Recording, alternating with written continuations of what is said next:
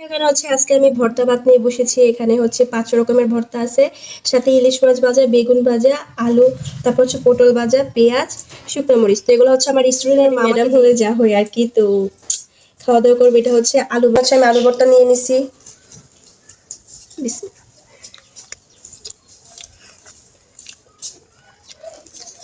এটা হচ্ছে ডালের ভর্তা।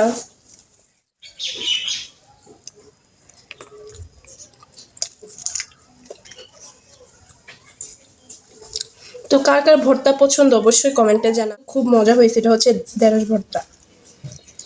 মানে ঢেঁড়সটা আমার কাছে বেশি একটা ভালো লাগে না, আঠা আঠা লাগে দেখে তাও খেতে। ইলিশ মাছ, বাচ্চা শুটকির ভর্তা মেবি। দারুণ মজা। পেঁয়াজ, এটাও ট্রাই করে দেখি।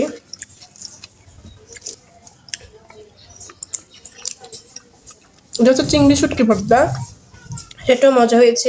পটল ভাজি,